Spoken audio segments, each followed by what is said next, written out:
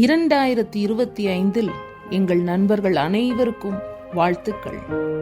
நாம் அனைவரும் 2025 ஆண்டிற்குள் நுழைய ஆண்டவர் கருணை செய்துள்ளார். இந்த ஆண்டை தொடங்கும் போது பின்னோக்கி பார்க்காமல் முன்னோக்கி செல்வதை தேர்வு செய்வோம். இயேசு பைபிளில் ஏசாயா 43:18-19 முந்தினவைகளை நினைக்க வேண்டாம், பூர்வமானவைகளை சிந்திக்க வேண்டாம், இதோ நான் புதிய காரியத்தை செய்கிறேன் என்று கூறியுள்ளார். நண்பர்களே, உங்கள் கண்கள் பின்னோக்கி இருந்தால் எதிர்காலத்தை குறித்த உங்கள் பார்வையை நீங்கள் இழக்க நேரிடும். உங்கள் கடந்த காலத்திலிருந்து கற்றுக்கொள்ளுங்கள், ஆனால் உங்கள் கடந்த காலத்தினால் உண்டான பாரங்களை விட்டுவிடுங்கள்.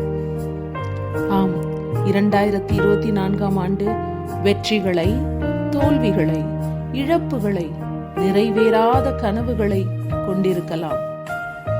உங்கள் கடந்த காலம் உங்கள் எதிர்காலத்தை தீர்மானிக்க வேண்டாம். ஏனெனில் இந்த ஆண்டு உங்கள் வாழ்க்கைக்கான புதிய திட்டங்களும் வாக்குறுதிகளும் இயேசுவிடம் உள்ளது.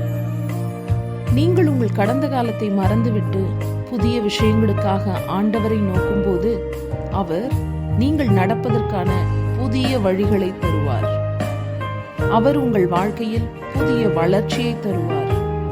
அவர் உங்களுக்கு புதிய ஆசீர்வாதங்களை தந்து செழிக்கச் செய்வார். அவர் நீங்கள் மகிழும்படி புதிய வெற்றியை தருவார். இந்த ஆண்டு உங்களுக்கான அவரது திட்டம் ஏற்கனவே தயாராக உள்ளது.